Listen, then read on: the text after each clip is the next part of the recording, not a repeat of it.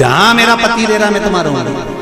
पति मदिरा की दुकान पर बैठा है, मदिरा का नशा कर रहा है, तो क्या पत्नी वहां जाकर नशा करेगी?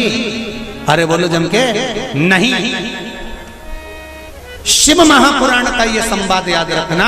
शंकर भगवान चंचला देवी से कह रहे हैं पति के लोक नहीं, पति अगर प्रेत योनि में पड़ा है तो उस योनि से छुड़ाकर शिव लोक में पति को लेकर आ और खुद भी शंकर की शरणागति ग्रहण कर ले। पत्नी धर्म पत्नी वो होती, धर्म पत्नी वो होती है।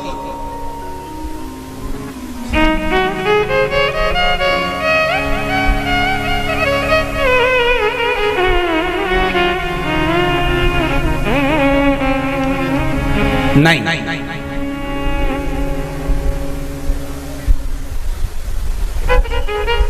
तुम अगर मदिरा की दुकान पे बैठोगे तो मैं भी बैठूंगा, तुम जुआ खेलोगे तो मैं भी खेलूंगी, तुम वैश्यावृत्ति करोगे तो मैं भी करूंगा। ये धर्म पत्नी का तरीका नहीं है। धर्म पत्नी का तरीका है कि पति अगर मदिरा की दुकान पर बैठा है तो तू कुछ ऐसा कर्म कर जिसके बल पर तेरा पति मदिरा की दुकान छोड़ दे, वो अलग, मदिरा पीना ही छोड़ दे, वो प्रथम। वहां से छुड़ाकर अच्छे कर्म की ओर ले।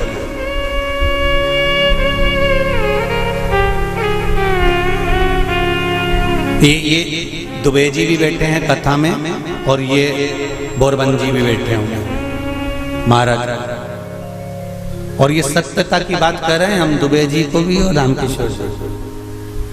तुमसे ज्यादा कथा करवाने का भाव तुम्हारी धर्म पत्नियों ने ही प्रेरित करा होगा, ये निश्चित है। ये हम ये भाव से, क्योंकि पति को सतमार्ग तक लेकर जाना, पति को सतमार्ग की ओर प्रेरित करना। और आज भी कमी नहीं है।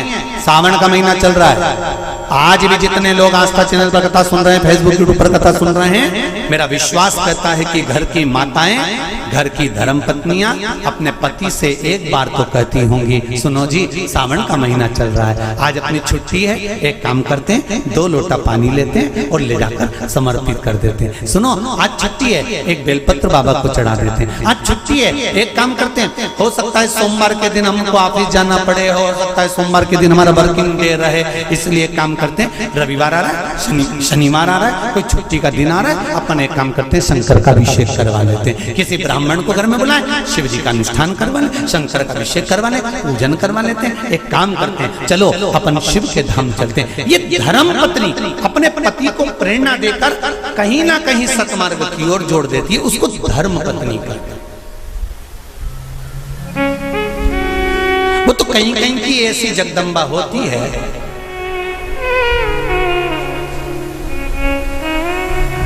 पति अगर गलत भी करता है ना तो वो कभी नहीं कहती कि तुमने गलत काम करता रहा, क्योंकि वो सोचती नहीं है ना, वो तो अच्छा है। मेरे माता पिता ने शादी कर दी तुम्हारे साथ, तुम मदिरा की दुकान पर बैठे हो कि वैश्यावृत्ति कर रहे हो कि मांसाहार कर रहे हो कि क्या कर रहे हो, उसको कोई मतलब नहीं। वो तो लगी, उसे कोई मतलब नहीं कि ये कहां जा रहा है कि क्या कर रहा है, पर जो दिल से चाहता है। धर्म पत्नी अगर पति को हृदय से, उसका नाम ही धर्म पत्नी है, हमने पत्नी नहीं बोला, हम धर्म पत्नी कर, धर्म पत्नी होगी। पति अगर गलत कर रहा होगा तो उसको मार्ग से खींच कर लेकर।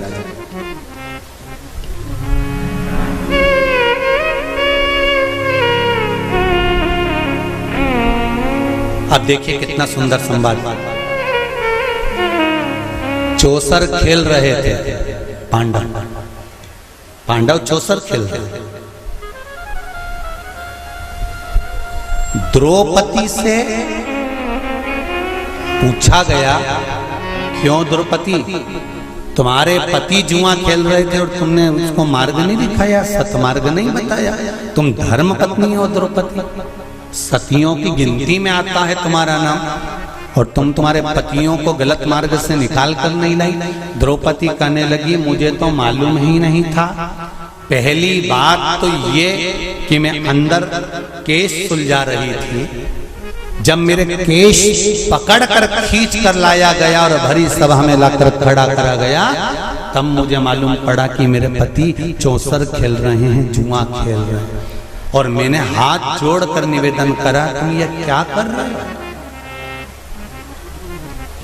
तुम ये क्या कर रहे हो। आज भी नियम है महाराज, कोई मदिरा पान में डूबा है, कोई वेश्यावृत्ति में डूबा है, कोई मांसाहार में डूबा है, कोई गलत काम में जुए आदि में डूबा हुआ है। तुम छुड़ा छुड़ा कर रह गए कि मत जा, मत कर, तुम छुड़ा छुड़ा कर रह गए।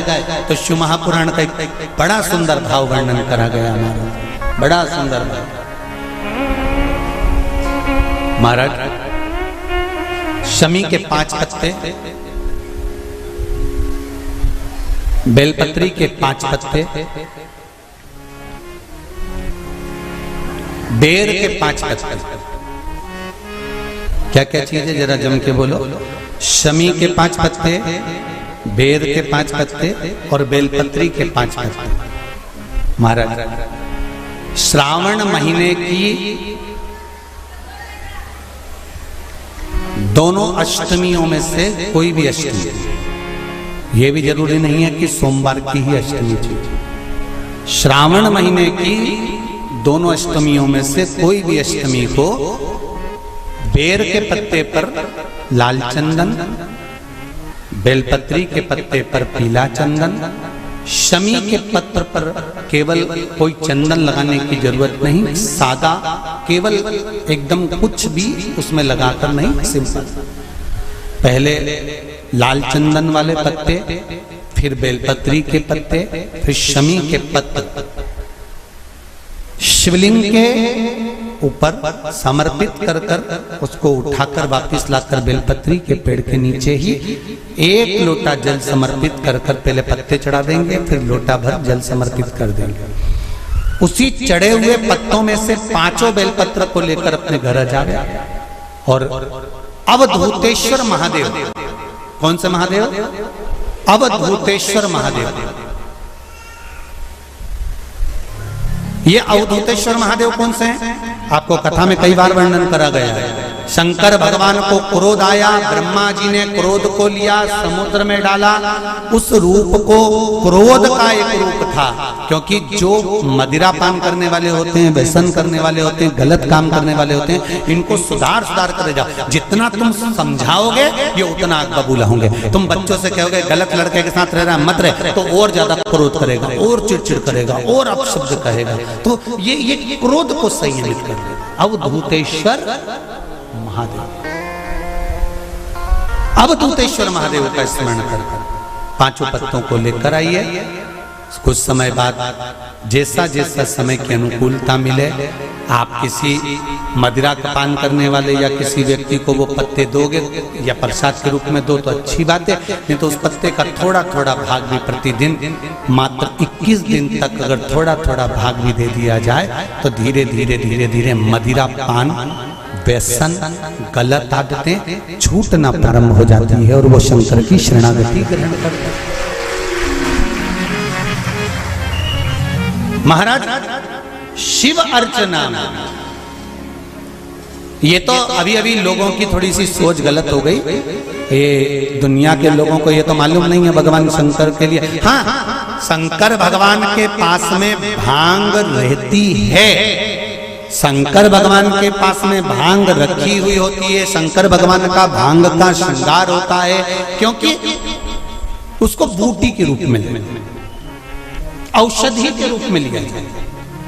पर कोई कहे कि शंकर भगवान भांग का नशा करते हैं, तो ये संसार के लोगों को समझा देना कि शिव भांग का नशा, मेरा भोलेनाथ भांग का नशा नहीं है, शिव नशा नहीं।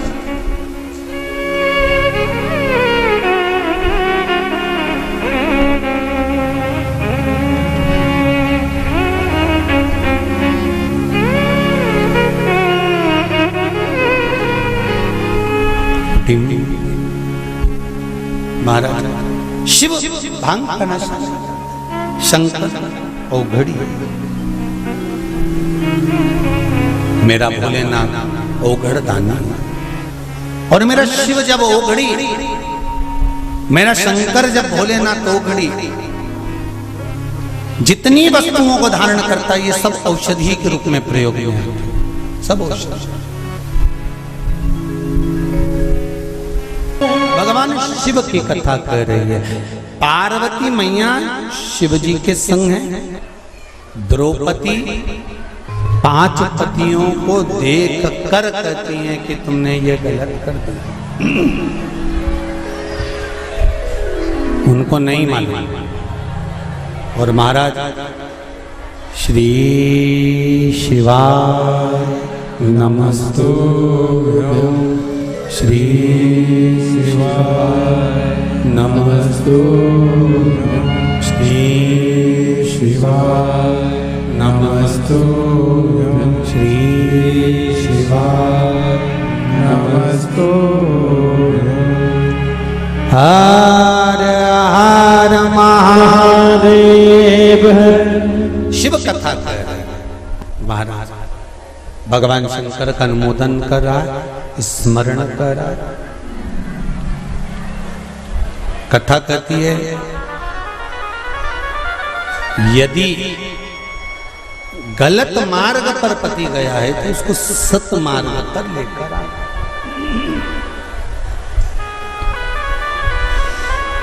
सत मार्ग की ओर लाने का प्रयास कर। चंचुला देवी, आपका पति प्रेत योनि में पड़ा हुआ है और आप कहती हो कि प्रेत योनि में मुझे जाना है, पति के लोक में मुझे जाना है, ये श्रेष्ठ नहीं। गलत मार्ग पर कोई चला गया है तो उसको सत मार्ग पर खींच कर लाने का काम किसका है? जम के बोलो जरा। धर्म पत्नी का है कि अगर पति गलत मार्ग पर चले गया तो उसको खींच कर लिया।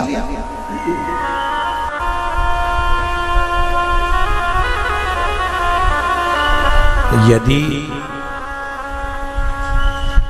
पति गलत काम कर रहा है और पत्नी सोचे कि अब तो मैं भी गलत काम करूंगी तो इसमें श्रेष्ठता नहीं, उसमें श्रेष्ठता नहीं होना चाहिए।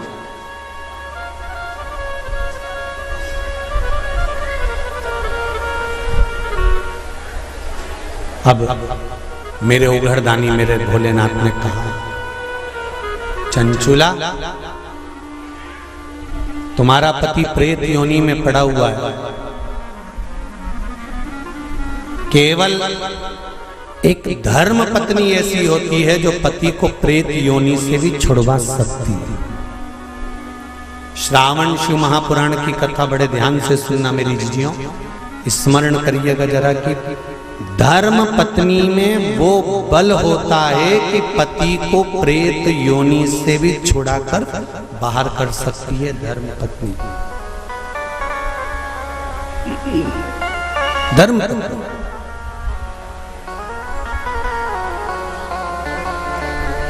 अब चंचुला देवी ने पूछा, मैं क्या करूं?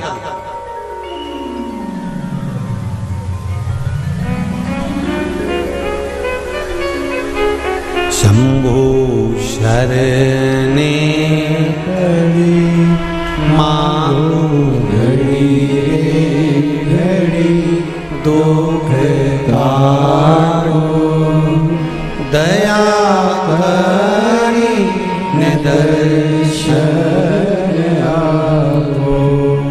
चंचुला देवी पूछ रही है कि मुझे करना क्या है? पति को प्रेत योनि से कैसे मुक्त किया जा सकता है? ध्यान से सुनना रे भाई। कई लोग कहते हैं कि श्राद्ध पक्ष आ गया, ये कर लेना चाहिए तो प्रेत योनि से मुक्ति हो जाएगी। पितरों की शांति के लिए ये कर लेना चाहिए तो पितृ मुक्त हो जाएंगे। पहले तो एक बात अच्छे से समझ लो, पितृ मुक्त नहीं होते, उनकी शांति होती है। क्या होती है? जम के बोलो जरा। उनकी शांति होती है।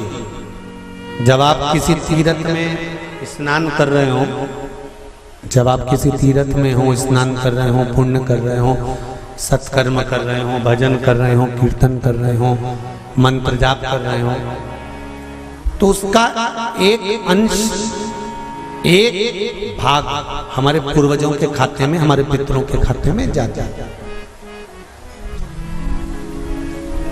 उनके खाते में पहुंचता है, ये निश्चित है।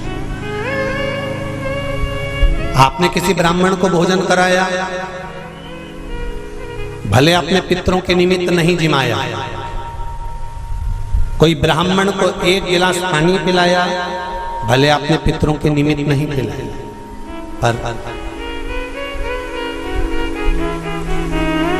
आपका एक अंश उसके खाते में चला जाएगा। उससे क्या होगा? पितरों की शांति।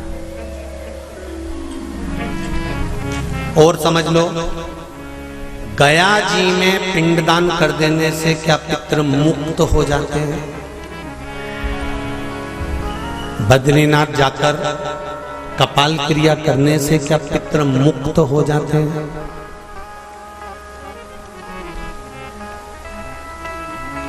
भाई,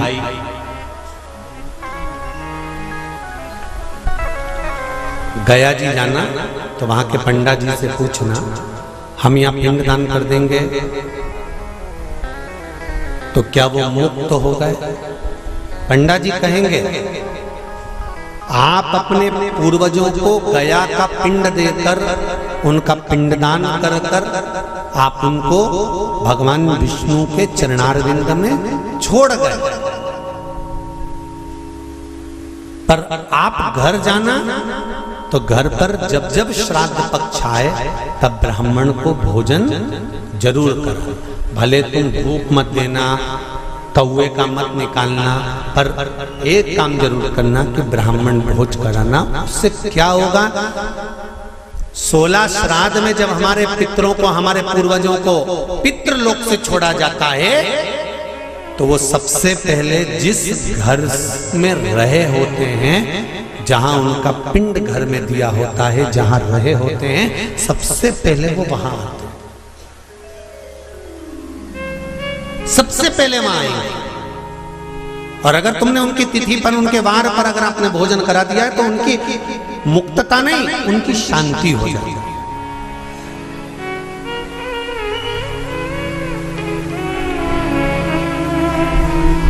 पितरों की मुक्ति कैसे है? उनकी मुक्तता कैसे? प्रेत योनि की मुक्तता कैसे?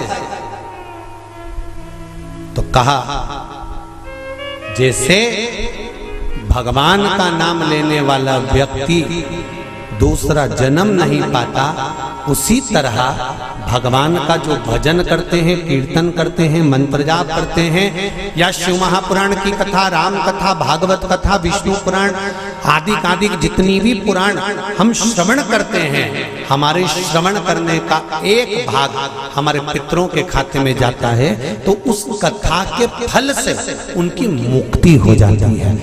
उनकी कथा के फल से मुक्तता। प्रेत योनि से मुक्त हो गया धुंधकारी, बिंदुक प्रेत योनि से मुक्त हो गया। काय से हुआ? शंकर का स्मरण, शिव महापुराण की कथा का रसतत्व ग्रहण करना,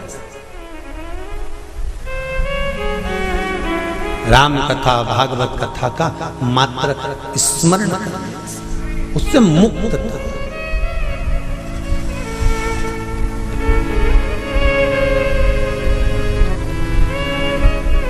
श्राद्ध पक्ष में चाहे चातुर्मास के अंतर्गत श्रावण का जो महीना चल रहा है, इस श्रावण के महीने में आप जो भगवान शंकर को 2 लोटे से जल चढ़ा रहे हो, 2 लोटे नहीं हो, घर में 2 कलश नहीं हो, तो कलश के ऊपर एक कटोरी भी रख कर लेकर 2 कटोरी से आपने अगर जल समर्पित करा है, इसका एक अंश हम पहले भी कथा में कह कर आए हैं कि आप शंकर भगवान को जब जल चढ़ाते हो, शंकर भगवान को जब जल समर्पित करते हो, उसका एक अंश घर में रहने वाले प्रत्येक मनुष्य के, प्रत्येक जीव के खाते में चला जाए।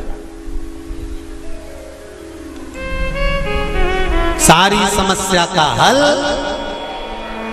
जम के बोलो जरा, 1 लोटा जल, ये सारी समस्या का। भगवान शिव कह रहे हैं, चंचुला तुम प्रेत योनि में मत जाओ, अपने पति को प्रेत योनि से खींचकर कैलाश धाम लेकर आ जाओ। इसको धर्म पत्नी कहते हैं, जो पति से कह दे कि तुम गलत काम कर रहे हो, ठीक है वो अपनी जगह पर धर्म पत्नी का फर्ज है कि वो गलत काम करने वाले पति को भी धर्म का पथ निश्चित करे, धर्म का काम। तेरा ही दिया मैंने खाया पिया है, तेरा शुक्रिया है, तेरा शुक्रिया है। चंचुला देवी ने पूछा कि मेरे पति को प्रेत योनि से छुड़ाकर आपके चरणों में लाने का तरीका क्या है? उसका तरीका है क्या? तो कहा उसका केवल एक तरीका है। भगवान शंकर कहते हैं, एकाग्र चित्त होकर कोई अगर मेरा गुणगान करे, शिव कह रहे चंचुला देवी, शंकर का मात्र गुणगान करने वाला, शिव महापुराण की कथा को मात्र श्रवण करने पर तेरे पति प्रेत योनि से छूट जाएगा। चंचुला देवी ठहाका लगाई, हंसी, मुस्कुराई।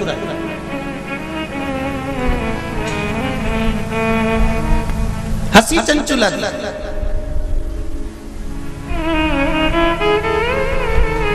अब देखिए, कोई व्यक्ति समझा रहा है, आपकी सास बहू को समझा रही है और बहू सिर पर पल्लू लेके ठाका लगाकर खूब जोर जोर से हंसे, तो ईमानदारी से बोले सास को गुस्सा नहीं आएगा? कैसी पगली है, अकल का सब बेच खाई इसने। मैं समझा रही हूं और ये ठिठोली बना रही है। मैं इसको समझा रही हूं और ये मेरे ऊपर हंस रही है। सास बहू को समझाए और बहू खूब ठाका लगा लगा कर हंसे तो सास को बुरा लगता है। शंकर भगवान के सामने चंचुला देवी हंसी, पर मेरे शिव जी को बुरा नहीं लगा। क्यों? शंकर भगवान कहते हैं कि ये मनुष्य का शरीर जो मिला है ना, 60 साल, 50 साल, 70 साल, 80 साल, 90 साल, 40 साल, आजकल उम्र की कोई सीमा है क्या? 100 वाले, 90 वाले तो बहुत कम मिलेंगे साहब।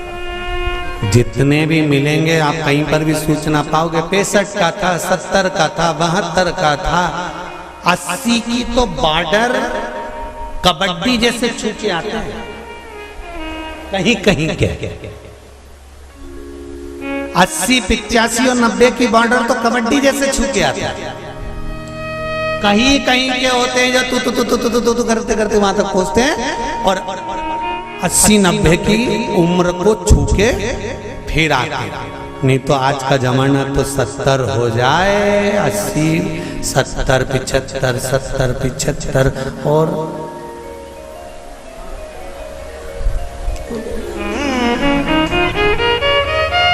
और बीच में कोरोना जैसा आ गया तो फिर तो 75 भी जाने दे। 35, 40, 42, 45 और अभी भी देखो आप देखिएगा जो कोरोना महामारी में जो बुढ़े बुढ़े लोग हैं ना, कई बुजुर्ग लोग आज भी सेफ हैं, और उन्हीं के पड़ोस में रहने वाला कोई 33 साल का, कोई 40 साल का, कोई 45 साल का, कोई 50 साल का, उन्हीं के पड़ोस में रहने वाला। और कई कई बूढ़ी बूढ़ी माताएं तो आज भी कह देती हैं, भगवान हमको उठा देता, इनको बेचारे को बचा देता। भगवान भी मन में सोच रहे, डोकरी को कौन ले जाए। अरे भाई, हंसते हंसते मृत्यु भी उसकी आती है जो शंकर का उपासक होता है, भगवान का भजन करने वाला। हंसते हंसते मृत्यु भी उसी की आती है जो शिव का उपासक है।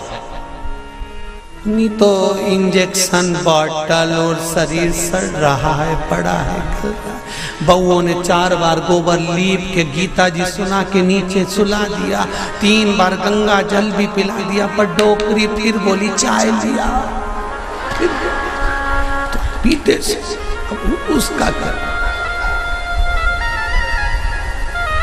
तो फिर उठ के बैठ।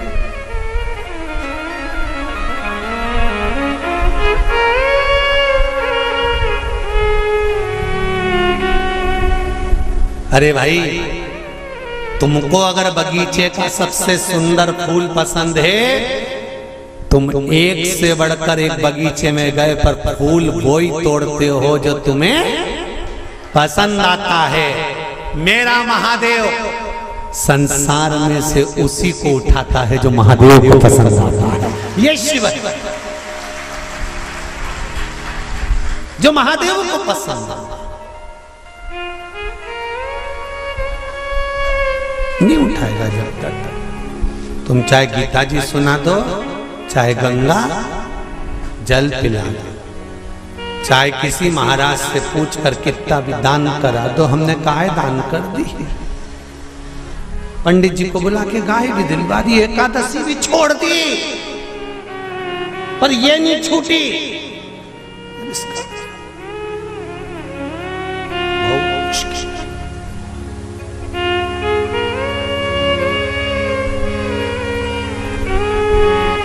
चंचुला ने ठाका लगा दिया, नंदी पर मेरे भोलेनाथ है, मेरे शंकर नंदी पर विराजमान। और जो चंचुला देवी हंसी ना, शंकर जी प्रसन्न हो गए। सास समझाए बहू को, और बहू हंसते जम के, तो सास को बुरा लग जाता है। मेरे महादेव को मुस्कुराने वाले पसंद हैं, वो कभी बुरा नहीं मानता कि कौन हंसा, उसको मुस्कुर। इसलिए आपको कथा में कहा, आपके पास में अगर 1 लोटा जल नहीं है, बेलपत्र नहीं है, आपके पास में चावल का दाना नहीं है, फूल नहीं है, तो क्या कहा था, शंकर जी के मंदिर में जाना और उसको देखकर एक स्माइल कर कर मुस्कुरा कर भी आ जाना। शंकर जी भी समझेंगे इतना दुख इसकी जिंदगी में है, तो वो भी मुस्कुरा रही है, तो पार्वती जी भी कह देगी चिढ़ा रही है, काय का मुस्कुरा रही है, वो चिढ़ा के कह रही है कि दुख तुमने दिया है तो मिटाओगे भी तुम, इसलिए मैं मुस्कुरा रही हूं कि मेरे दुख को मिटा देना। जैसी प्रसन्न होकर मैं आई हूं तुम्हारे मंदिर में, ऐसी प्रसन्न कर कर भेजना, ऐसी प्रसन्न।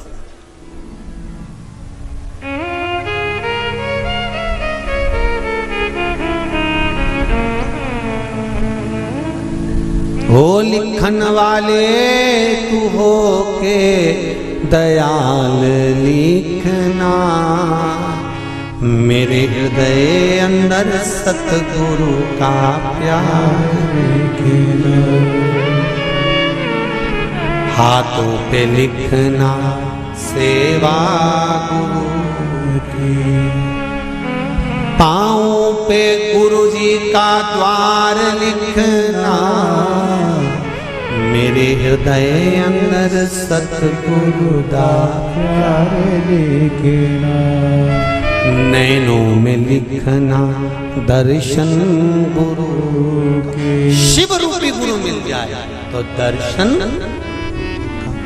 होठों पे शिव जी का नाम लिखना, मेरे हृदय अंदर सतगुरु का प्यार लेके। इन शब्दों में मेरे गुरु शिव रूपी गुरु का नाम, शंकर का नाम, इससे ज्यादा मुझे कुछ नहीं चाहिए,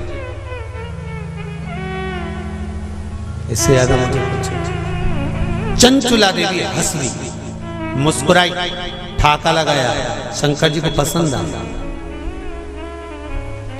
अब और अच्छी बात सुन लो, बहुत अच्छी बात है, श्रावण शिव महापुराण में मिली है।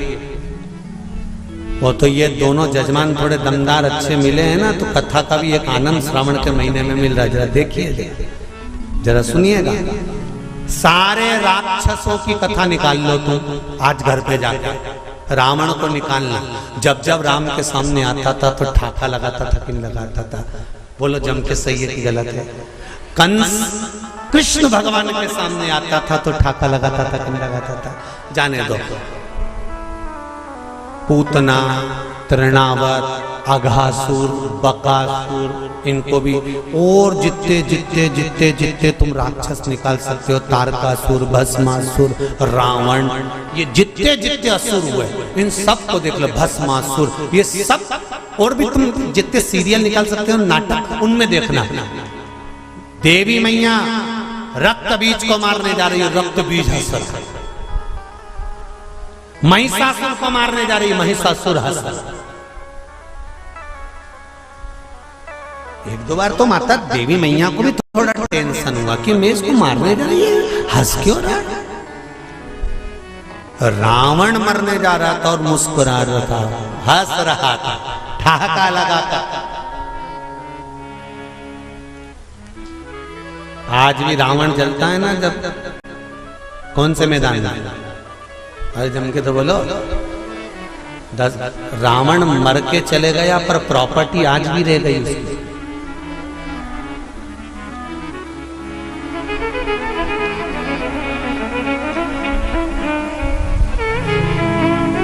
रावण चला गया था पर पूरे भारत में प्रॉपर्टी आज भी रावण के नाम से है। तुम्हारे जिस जिस नगर से तुम आए हो वहां पे आज भी मैदान का नाम, जरा जम के बोलो, दशहरा मैदान।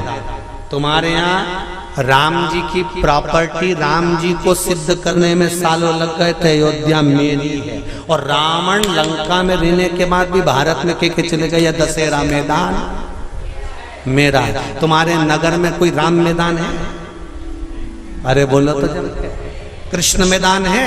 नहीं, पर पूरे भारत की भूमि पर हर गांव, नगर, शहर में एक मैदान जरूर मिले, दशहरा मैदान। इसलिए तो रावण हंसता था, मुस्कुराता, प्रसन्न होता, आनंदित होता।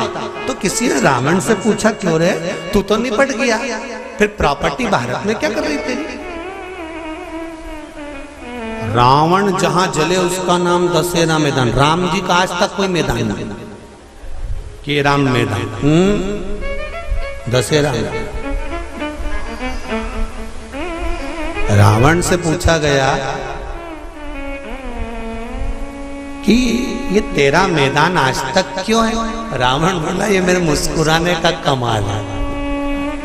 ये मैं जो मुस्कुराता था ना, उसमें मेरा भोलेनाथ कायल हो जाता था। बस इसीलिए कहते मुस्कुराने में सब कुछ छुपा हुआ, सब कुछ। अब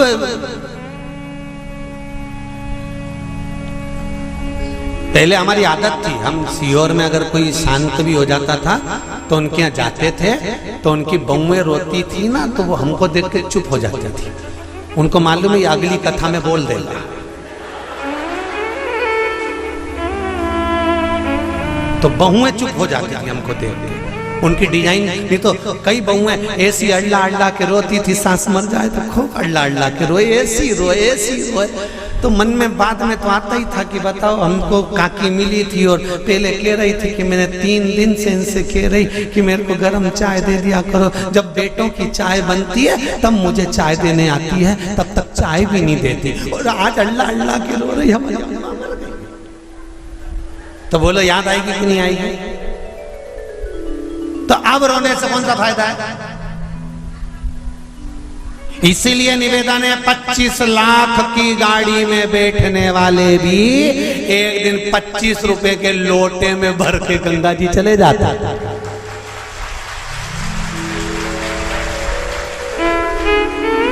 अकड़ में तो रहना नहीं। 25 लाख की गाड़ी में बैठकर घूमने वाले भी 25 रुपए के लोटे में भरा जाएंगे, इसकी कोई गारंटी नहीं है जीवन की। इसलिए चंचुला देवी ठहाका लगाकर हंसी, शंकर को पसंद आया, मेरे भोलेनाथ को प्रसन्नता।